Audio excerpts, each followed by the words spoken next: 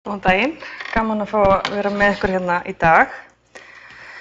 En eins og María sagði, þá lauk ég doktorsverkefni mínu fyrir rúmu ári síðan, þar sem ég var að fjalla um fagurfræðilegt, upplifunar og tilfinningalegt gildi landslags.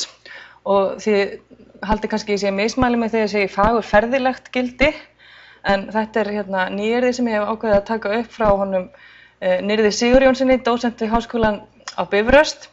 Þetta hefur alltaf vafist svolítið fyrir mér að tala um fagurfræðilegt gildi og fagurfræðilega upplifun. Það ekkert fræðilegt við það að upplifa fegurð í náttúrunni. En hann leysir þetta svo vel með því að nota orðið fagurferði á sama hátt við notum siðferði og siðferðilegt gildi sem það sem að siðfræðin fjallar um. Að þá fagurfræðin að fjalla um fagurferði og fagurferðilegt gildi. En ég var að rannsaka þetta fagurferðilega, upplifunar og tilfinningalega gildi landslags. Og þar var ég að takast á við ákveðin vanda sem að það svið sem að ég vinn innan, sem sagt náttúru- og umhverfisfagurfræði, hefur verið að fást við að leysa undanfarna áratugi. Og það vandinn sem að snýr að meintri huglægni og afstæðni fagurfræðilegs gildis náttúrunnar. Og þessi vandi hefur einnig sett sitt mark á ákvörðunartöku í umhverfismálum á Íslandi og annars staðar. Og það einmitt ástæðan fyrir því að ég ákvað að vinna þessa rannsókn. Ég sá þörf fyrir það að finna lausn á ákveðnu praktísku vandamáli sem að íslenskt samfélag þarf að takast á við.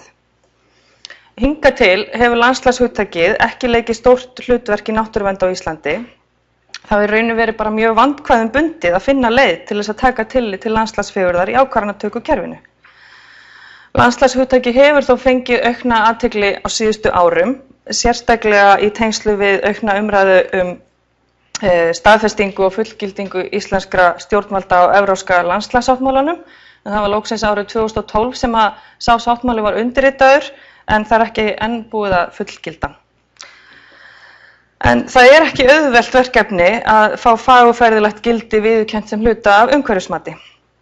Í almennri umræðu eru fagurfræðilegar upplifanir og fagurfræðilegt gildi yfirleitt talin til persónulegra, huglægra tilfinninga sem ekki hægt að mæla á neitt hlutlægan hátt og þess vegna ekki hægt að taka þessi gildi með í reikninginn.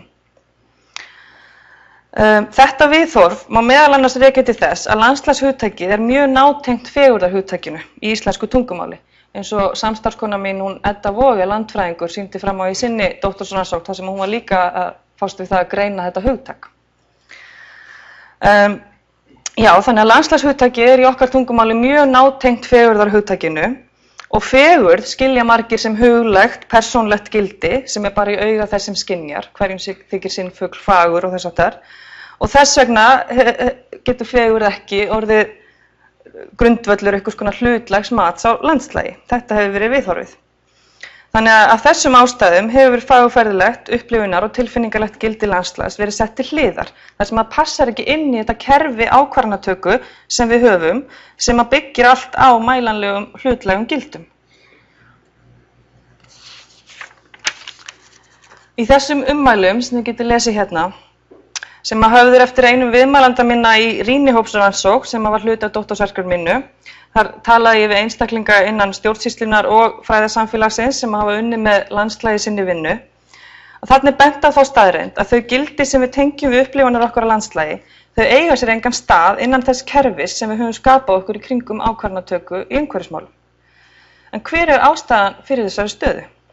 Hvers vegna höndlar kerfið ekki það sem ekki hægt að ramma inn í kassa?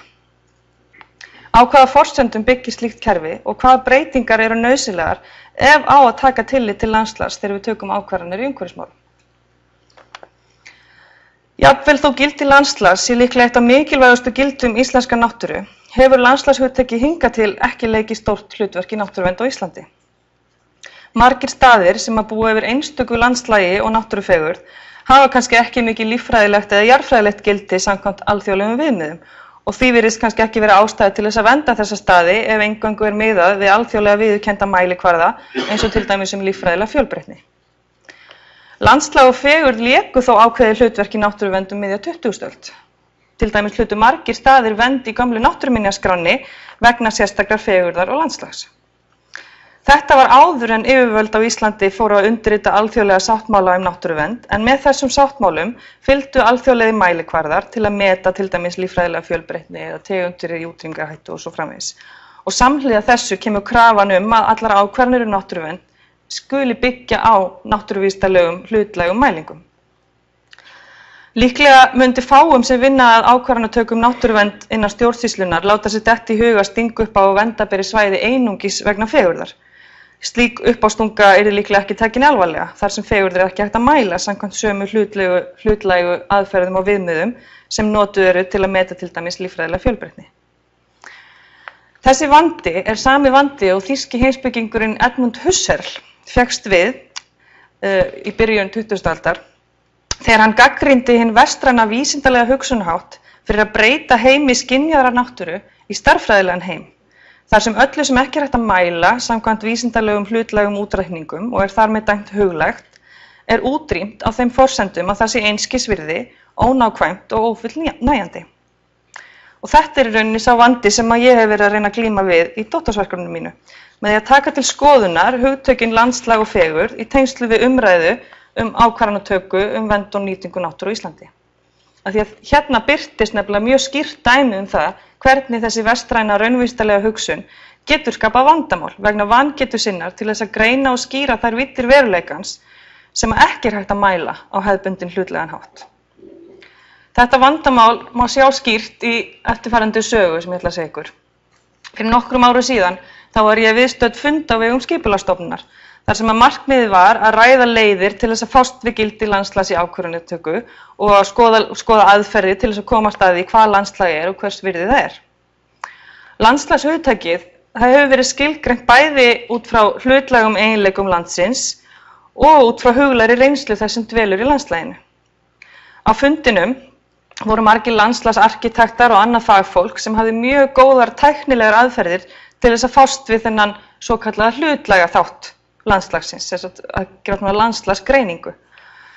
Allt sem hægt var að mæla var mælt og sett upp í sjónrænt í gegnum kort, töflur og tölur.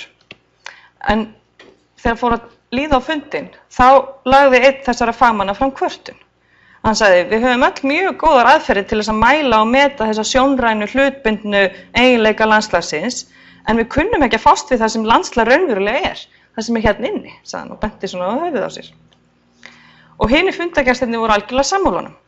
Vandamáli fólst þannig ekki í því að þessi landslagssérfræðingar viðurkenndu ekki tilvist þessa huglæga þáttar landslagsins. Þau vissu bara ekki hvernig ætti að nálgast það að taka tillit til þessa þáttar. Hvernig getum við eiginlega metið hið ómetanlega eða mælt hið ómælanlega? Þetta vandamál sem kemur upp þegar við stöndum frammi fyrir huglægum víddum tilverunar á rætur sínar í því hvernig okkur hefur verið kennt að sjá ákveðið óyfirstíganlegt bil eða gap á milli þess huglæga og þess hlutlæga.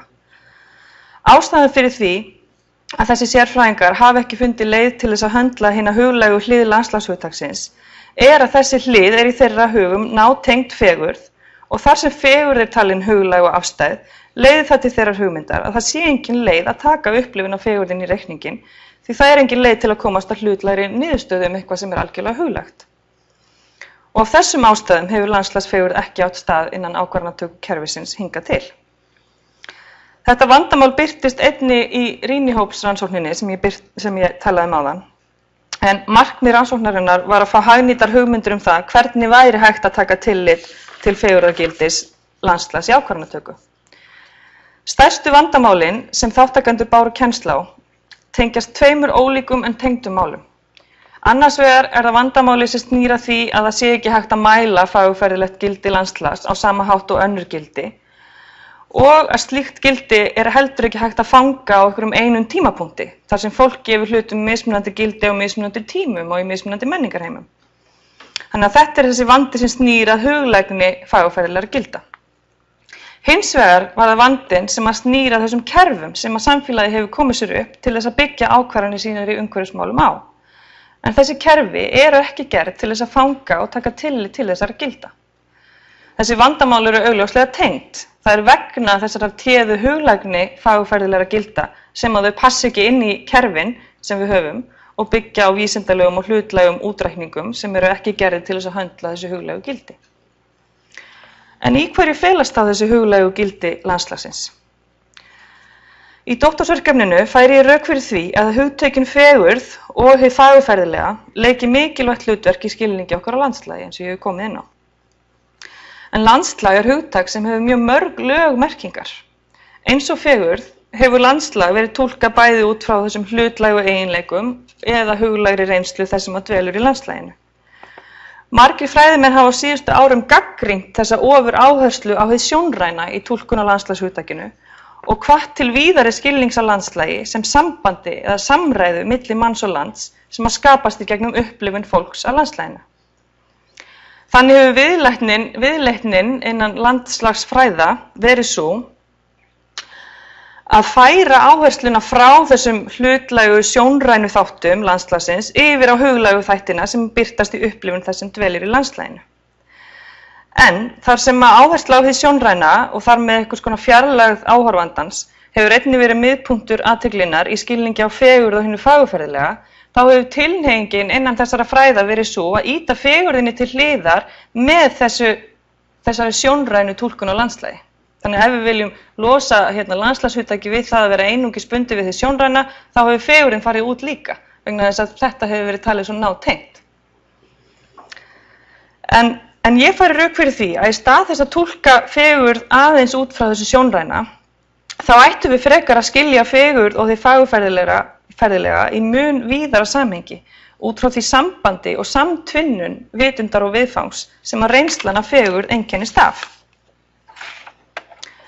Samkvæmt fyrirbærafræðilegum skilningi felst fegurð í ákveðinni opnun gagnvart því sem maður skynjar.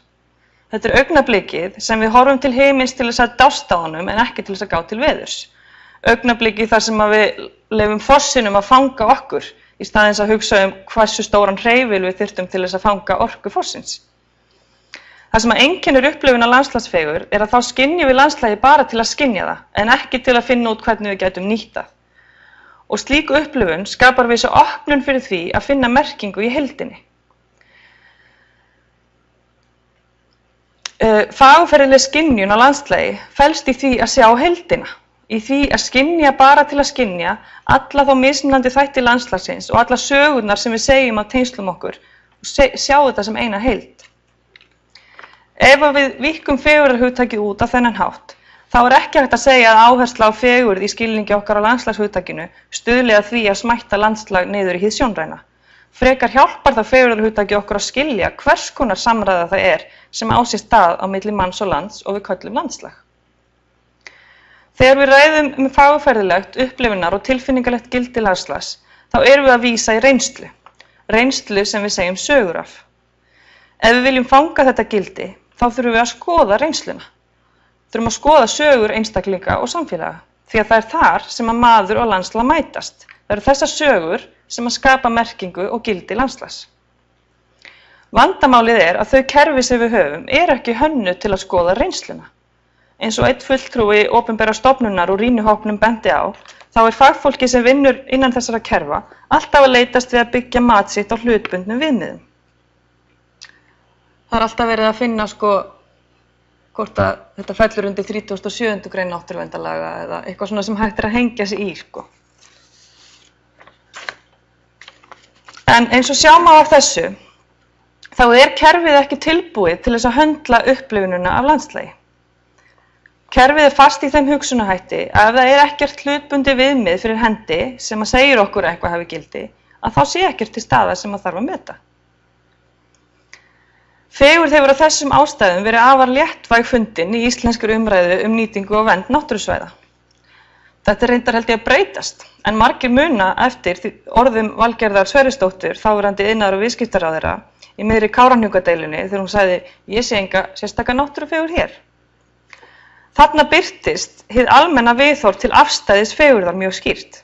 Fegurð þarna talin huglæg og afstæð, hún sér enga sérstaka náttúrufegurð þótt ykkur aðrir sjá hana. Og þess vegna ekki hægt að halda neitt áfram með það. Það ekki hægt að mæla og meta þessi gildi sem að fólk virðist tengja við upplifununa af náttúrufegurð. Ekki hægt að taka þetta til greina í umhverfismatinu. Þetta í rauninni í hrópandi ósamræmi við þá staðreynd að náttúrufegurð eitt mikilvægasta gildi sem að almenningur telur landið okkar búa yfir. Þetta kemur meðal annars fram í athugasemdum faghóps 1 í skýrslu gerð annars áfanga rammaáætlunar frá 2011. Þarna einmitt talað að það vanti rannsóknir á þessu sviði og þetta sé mjög mikilvægur þáttur bæði fyrir heimamenn á mögulegum virkjunarsvæðum og almennt fyrir þá sem láta sig íslenska náttúru varða. En ástæða þessarar veiku stöðu landslags og fagurfræðilegra gilda að þau eru talin of huglæg og afstæð. En þessi skilningur byggir á þessari hefðbundnu hugmynd fegur sem ég að gagnrýna. Hugmynd mín fegur byggir á því að fegur sé reynsla sem á sér stað á milli vitundar og viðfangs, á mörkum þess huglæga og hlutlæga. Og þessi nálgun býður okkur að veita reynslunni athygli til þess að varpa ljósi á gildi og merkingu landslagsfegurðar. En hvað þá næsta skrefið? Þegar að landslagshugtakið hefur í ljósi fegurðarhugtaksins verið skilgreint á þann hátt sem viðurkennir bæði hina hlutlægu og huglægu þætti landslagsins. Hvaða skref þarf að taka til þess að slíkur skilningur verði tekinn til greina í þeim kerfum sem við höfum komið okkur upp í ákvarðanatökuferlinu? Niðurstöður rýnuhópsrannsóknarinnar gefa nokkrar vísbendingar hvað ber að hafa í huga. Í fyrsta lagi ber að nefna að forsenda þess að það sé mögulegt að fagurfræðilegt gildi landslags verði tekið inn í ferli ákvarðanatöku að samfélagsleg umræða og meðvitund landslag og gildi þess verði fyrst aukin. Þannig að fyrsta skrefið verður að felast í því að skapa umræðu í samfélaginu til þess að gera fólk meðvitaðra mikilvægi landslags og hlutverk þess í lífsgæðum okkar. Í öðru lagi þarf að leggja áherslu á mikilvægi þess að hlusta á og skoða sögur þeirra sem að tengjast landinu og taka þannig þátt í að skapa merkingu og gildi landslagsins. Til að leggja mat á landslag þá þarf að tala við fólk. Kunnáttu fólk og sérfræðingar í landslagi eru allir þeir mismunandi hópar sem að tengjast landslaginu í gegnum reynslu sína, hvort sem það eru íbúar eða gestir.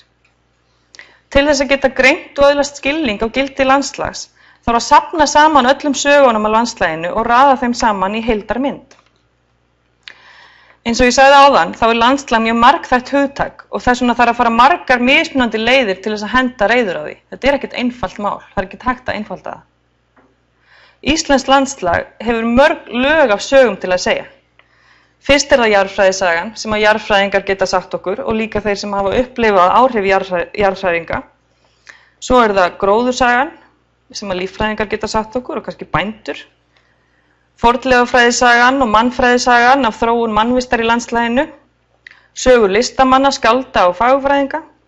Og lokum sögur þeirra sem að dvelja og búa í landslaginu og tengjast því í gegnum mismunandi upplifanir og reynslu. Landslagssérfræðingurinn sá sem getur hlustað á og tvinna saman allar þessu sögur svo að úr verði heildstæð mynd af landslaginu sem fólki sem sagði sögurnar getur svo nota til þess að hugleiða framtíða þróunas. Mat á fagurfræðilegu upplifunarbundnu og tilfinningalegu gildi landslags ekki hægt að setja upp í tölfræðilegu línuriti. En það þýðir alls ekki að það sé ómögulegt að taka tillit til landslagsfegurðar í ákvarðanatöku. Það hægt að gera grein fyrir gildi og merkingu landslags með því að skoða náið þær sögur sem við segjum af fagurfræðilegum landslagsupplifunum án þeirra fordóma að þessar upplifanir séu algjörlega huglægar og afstæðar og þess vegna óáreiðanleg gögn. Slík greinargerð getur sagt okkur hvers kyns upplifanir landslagi kalla fram, hvaða hlutbundnu eiginleikar kalla fram hvaða viðbrögð og hvernig fagurfræðilegar upplifanir og mælikvarðar breytast með tímanum og eru mismunandi eftir menningarheimum. Þetta eru spurningar sem hægt að svara og þeim ættum við að svara. Þannig að ég held að sé komin tími til að við hættum að láta hefðbundnar hugmyndir hlutlægni eða huglægni landslagsfegurðar koma í veg fyrir að við uppgötvum raunverulegt gildi og merkingu fagurfræðilegra upplifana okkar af landslagi. Það að taka tillit til landslags og fagurfræðilegs gildis þess felst í raun í því að skapa rými til þess að gefa fólki tækifæri til að hugleiða þetta gildi og lýsa því hvernig það hefur áhrif á líf þess og lífsgæði. Það þarf að skapa rými til þess að hlusta á sögur af tengslum fólks við landslagið og lýsingar á upplifunum þess og taka tillit til þeirra. Og það einmitt þetta sem að Evrópski landslagssamningurinn leggur einmitt til. Þar sem að landslag talið lykilþáttur í velferð einstaklinga og samfélags og verndun þess, stjórnun og skipulag feli í sér réttindi og skyldur fyrir alla. Þannig að samkvæmt þessum samningi það hluti af réttindum fólks að fá að taka þátt í ákvörðunum landslag, að fá að láta rödd sína heyrast. einmitt vegna þess að landslagið leikur lykilhlutverk í lífsgæðum þeirra. Í rauninni erum við hérna á Íslandi dálítið á byrjunarreit hvað varðar fagurfræðilegt gildi landslags. Fjölmargar þjóðir í Evrópu eru langt á undan okkur í þessu málefni og margt sem við getum lært af þeim. En það er líka margt sérstakt við íslenskt landslag og íslenskar aðstæður sem þarf að taka tillit til. Rannsóknir á þessum málaflokki eru sem betur fer vaxandi, en þó stutt komnar, eins og í rauninni svo margar aðrar rannsóknir á íslenskri náttúru. Þess vegna segi ég að við þurfum í fyrsta lagi að hægja á okkur varðandi ákvarðanatöku nýtingu náttúrunnar og í öðru lagi að spýta í lófana varðandi rannsóknir á landslagi og gildi þess fyrir þjóðina. Það hvernig íslenskur almenningur og þeir ferðamenn sem sækja landið heim meta fagurfræðilegt gildi íslensks landslags er nær algjörlega órannsakað og að mínu mati felst í því mikið ábyrgðarleysi að fara út í frekari ákvarðanatöku varðandi nýtingu náttúruauðlinda án þess að gildi landslags sé tekið inn í myndina. Við höfum öll verkfærin, við höfum landslagssamninginn, við höfum fræðimenn sem hafa þekkingu til að takast á við þetta verkefni og við höfum almenning sem að þyrstir í að fá að leyfa rödd sinni að heyrast. Þannig að það er ekkert því til fyrirstöðu að hefja þetta brýna verkefni, því aðeins þannig er hægt að skapa sátt nýtingu náttúruauðlinda hér á landi. Takk fyrir.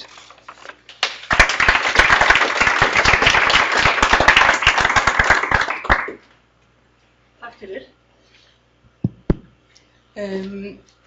Þið hafið nú kost á að spyrja Guðbjörgu eða er eitthvað sem þið viljið vita nánar eða ef þið viljið leggja eitthvað til málanum, þið gefið mér merki.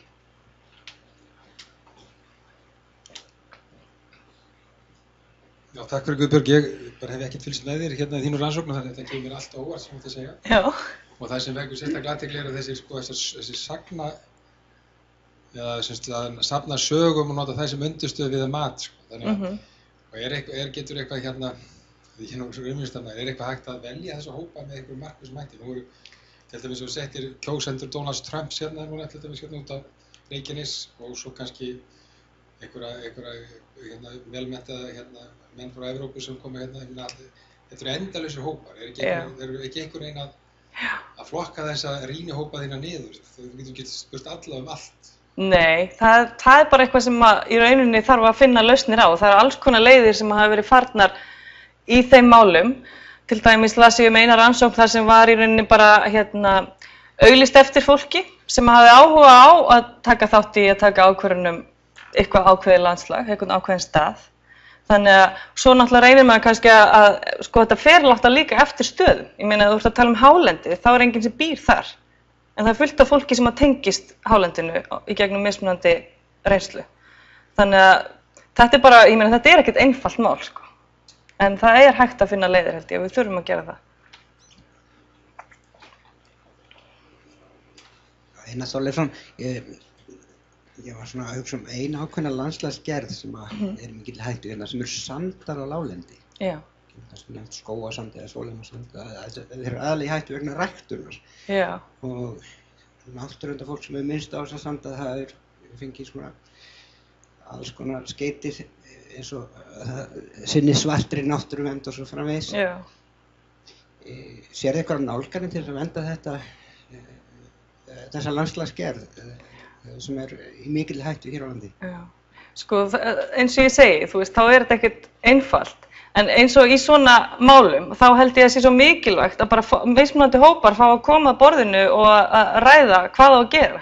Þú veist, það er allt svolítið dálítið á enda þegar við erum að taka ákvarðanir hérna. Þá rauninni byrjum við á að ákveða hvað á að gera, ykkur ákveður að það er að sá lúpínu á sandinn.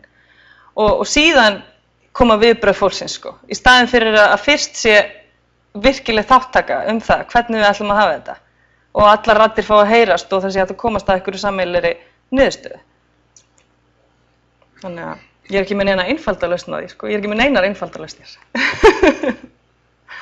Ég er rauninni bara að reyna að sýna að þetta er miklu flóknara heldur en að við sko reynum að halda ef við höldum, sko. Við höldum að þetta sé svo einfalt að við getum bara sett allt niður í ykkur ákveðin box og kassa og svo bara getum við reiknað út hvaða ákvörðun er best. En við erum ekki að fást við bara hluti. þegar við erum að taka ákvarðanir hvernig við nýtum náttúruna. Við erum líka að fást við tengsl á milli hluta, á milli fólks og hluta. Og við þurfum að taka það inn í myndina þegar við erum að hanna þessi kerfi til þess að taka ákvarðanir. Ekki fleiri spurningar eða athugasemdir? Pallan á Þingvöllum, hvernig hafa þeir verið teknir sem fagurfræðilegt dæmi? Pallarnir? Já, einmitt. Það hefur verið skortur á kannski svona einhverju meðvitaðri hugsun þetta. En þetta er líka, það er líka það sem ég er að benda dálítið á í þessu, að við höfum svolítið svona tendens til þess að sjá hlutina bara sem eitthvað sjónrænt. En það skiptir líka málið, hvernig við hönnum umhverfi okkar út frá því bara hvernig við hreyfum okkur í landinu og hvernig við upplifum það í gegnum heyrn og snertingu og hreyfingu og allt þetta. Þannig að við þurfum dálítið svona að víkka út það hvernig við lítum á þessa hluti.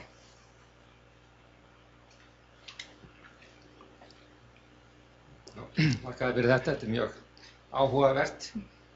Og nýr vinkil kannski að þessu ákvarðanatökum. En hafa þjóðir eitthvað reynt að setja á þetta krónur og aura eins og menn vilja nú venjulega gera þegar það er að meta eina lausn og þetta annar lausn. Því að þetta er eins og þú segir afstætt allt saman. Er einhverju komin svo langt að setja á þetta krónur og aura? Já, það var mjög athyglisverður fyrirlestur sem að man nú ekki hvað hann hét, en hann var frá Finnlandi og frá stofnun sem heitir Finland Parks and Wildlife eitthvað svoleiðis, sem er stofnun sem sér alla þjóðgarða í Finnlandi sem eru fjölmargir. Og hann var einmitt að sýna, hvernig þeir hafa nálgast það að mæla og meta hvaða gildi þessi þjóðgarðar, bara ósnortin náttúra, hefur fyrir bara Finnska ríkið. Og þeir hafa nálgast þetta þannig að þeir eru bæði að skoða hversu mörg störf þjóðgarður býr til, skapar, og hversu miklir aurar koma þá inn í kerfið í gegnum þessi störf og líka bara það hversu mikið ferðamaðurinn eyðir í þessum þjóðgarðum, hversu mikla þjónustu hann kaupir á þess aftar. Þannig að það er bara mjög konkrét tölur yfir það. Svo hafa þeir líka verið að skoða áhrif þess að hafa aðgang að svona náttúrulegu landslagi, hvaða áhrif það hefur á heilsu fólks og well-being, bara heilsu og vellíðan fólks og andlega heilsu og þess aftar. Þannig að, og hann sagði að það væri rosalega mikilvægt fyrir þá að hafa einmitt tölur yfir þetta allt saman til þess að geta sýnt fram á gildi þessara þjóðgarða fyrir þjóðina. Og hann sagði núna bara fyrir nokkrum árum þegar það var rosa mikill niðurskurður alls staðar, þá átti að fara að skera niður eitthvað svakalega mikið hjá þessari þjóðgarðastofnun. Og hann sagði að því að við gátum sýnt þeim þessar tölur, þá bara hættu þeir við niðurskurð. Þannig að það er hægt að mæla þetta á þann hátt í gegnum bara, þjónustuna sem fólk kaupir í tengslu við svona staði og náttúrulega það er hægt að leggja einhvers konar mat á áhrifin sem þetta hefur á heilsu fólks.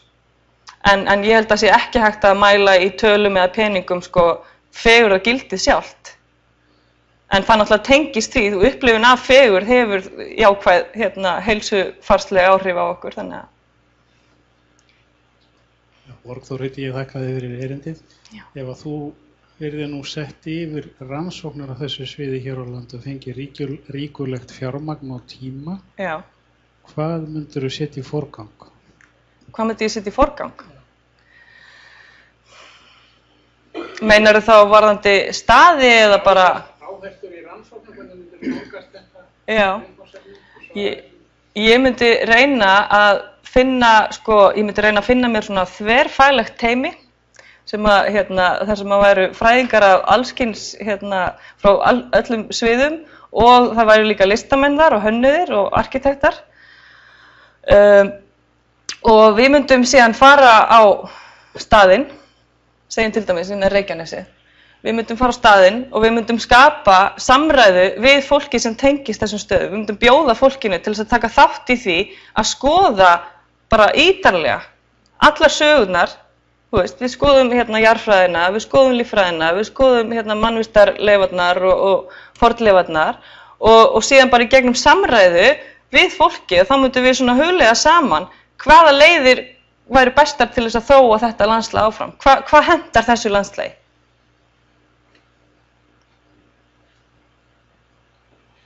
Já, Eyþór Einarsson heiti ég. Gamall í hettunum, hefur verið tengdur hér vinna náttúruverndarmálum í 50 ár.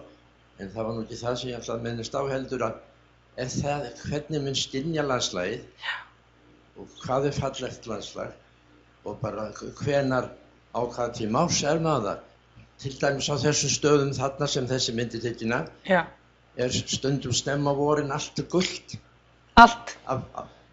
Landslagið vegna þess að það ekki misjætt sama á hvaða tíma árs maður á ferðinni. Já. Það þetta blómtegund sem heitir gullkollur sem setur mikil svip til dæmis á þetta landslag þarna, kannski ekki nefndir þegar líður svolítið fram á vorið þannig að. En ég ætlaði nú að sko allt þetta ferðafólk kemur til að sjá landslag. Einmitt. Og það ekki mjög erfitt að komast að því hvaða landslag, hvort að fer ekki eftir hvaða fólki kemur, hvernig það skynjar þetta, hverju hefur það vanist og hvað óvenjulegt fyrir það. Og sennilega mjög bara erfitt að skilgreina þetta í það heila tekið. En snar þáttur í landslaginu einhver kannski svona fegurðana sem maður getur ekki eins og skilgreint sjálfur. Það svo háð tilfinningunum. Einmitt. Sko, eins og þú segir, sko, þá náttúrulega skiptir árstíðir og veður og allt þetta leikur rosalega mikið hlutverk. Og það einmitt líka ástæðan fyrir því að það er svo erfitt að ætla að njörfa þetta niður í sko, ég tek myndir af þessu landslagi yfir sumartíman og segi, já, þetta svona landslag og það hefur þetta gildi. Þú veist, svo það allt öðruvísi eftir nokkra vikur og bara margs konar mismunandi upplifanir sem fólk getur haft af sama landslaginu. Þú getur farið á sama staðinn og gengið á keili, þú veist, í hverju viku og upplifunin aldrei eins. En varðandi þetta með sko hvort að fólk upplifi hlutina misjafnlega eftir hvaðan það og þess aftar, að þá hefur það örugglega einhver áhrif. En það samt svo merkilegt að í doktorsverkefninu þá tók ég sérstaklega fyrir háhitalandslag og jöklalandslag og gerði rannsókn þar sem ég fór með hópa fólks á slík svæði og tók síðan viðtöl við þau til þess að komast að því svona hvaða gildi og merkingu þessar upplifanir höfðu og hvernig fólki upplifði landslagið. Og ég var sjálf lituð af þessu að allt væri svo afstætt og þetta væri allt svo rosalega huglægt að myndi allir örugglega svara mjög mismunandi hátt. Þannig að það komið rosalega óvart hvað voru sterkir sameiginlegir þræðir í því hvað fólki sagði. Það var upplifun af því að sko, maður byrjar einhvern veginn að þegar þú sko stendur frammi fyrir, þetta er náttúrulega mjög svona sérstakar landslagsgerðir, háhitinn og jöklarnir, að þú kemur þarna og stendur frammi fyrir alls konar eiginleikum sem að þú ert mjög óvanur að sjá og skynja, þannig að þessir eiginleikar þeir einhvern veginn grípa skynjun þína, þú verður bara einhvern veginn allar hugsanir strókast út og þú ert bara í því að sjá litina og formin og allt þetta. Og síðan tekum við þessi undrunartilfinning og þetta, vá, hvað er nú þetta? Og þá fer af stað ímyndunarafl. Fólk fer að sjá fyrir sér, jafnvel þótt að hafa enga þekkingu á jarðfræði eða eitthvað þannig, að þá fer að sjá fyrir sér einhvern veginn kraftana sem á skópu landslagið og skynja svona þessa krafta einhvern veginn. Og það leiðir til upplifunar á ægifegurð, þar sem að fólk finnur einhvern veginn fyrir smæð sinni. Og það töluðu allir hver einn og einn einasti sem ég talaði við eftir jöklaferðirnar, töluðu að mér fannst því svo lítill.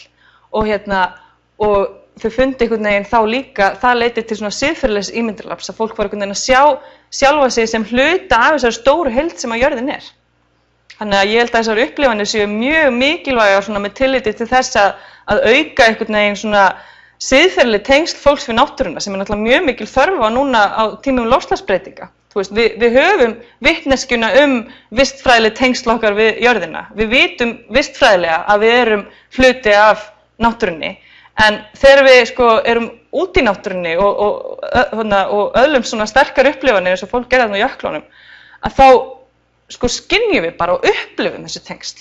Og ég held að það sé oft sko miklu svona, það er svona leið til þess að koma ákveðinni þekkingu inn hjá fólki bara í gegnum upplifanir, frekar heldur en í gegnum sko röksemdafærslu það hvers vegna við erum tengd náttúrunni. Þannig að ég held að þetta sé mjög mikilvægt sérstaklega eins og í sambandi við hálendi og þess aftar, að svona í heimsumhverfislegu samhengi mjög mikilvægt að við vendum þann stað, ekki bara fyrir okkur, heldur fyrir alla til dæmis bara Evrópubúa sem að hafa eiginlega engan aðgang að slíku landslagi. Þar búið að einhvern veginn stroka út alla þessa náttúrulega ferla og sér þá ekki lengur.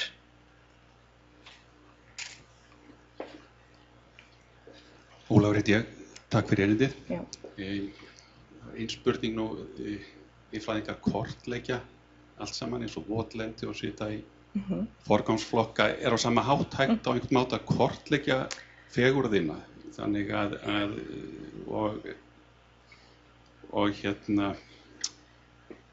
setja einhvað mismunandi vægi þá á landið eftir fegurðargildi?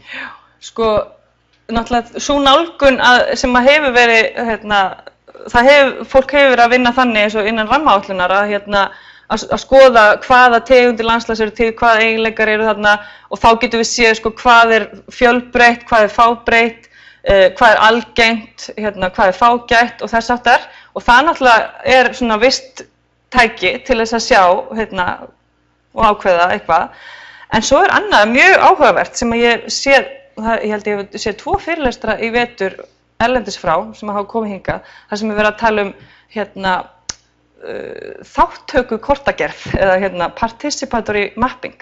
Að þá sérst bara fólk fengið einmitt, þegar við erum að fá fólk með okkur í ákvarðanatökuna og í það að skilgreina landslagið og í hverju gildi þess felst, að þá fólk bara fengið til þess að skoða kort og segja hvað staður sem þér þykir vænt og þú vilt venda eða hefur merkingu fyrir þig og þannig.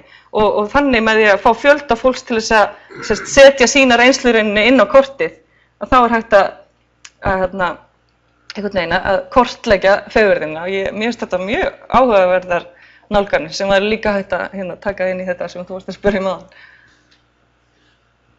Já, Pétur heiti ég. Mér langar að koma fram skoðun mín og margra annara sambandi við Reykjanesið. Sko, Reykjanesið lítur út svona eins og það gerir í dag vegna landnýtingar. Og ef það fengi frið, þá lítur allt öðru svo.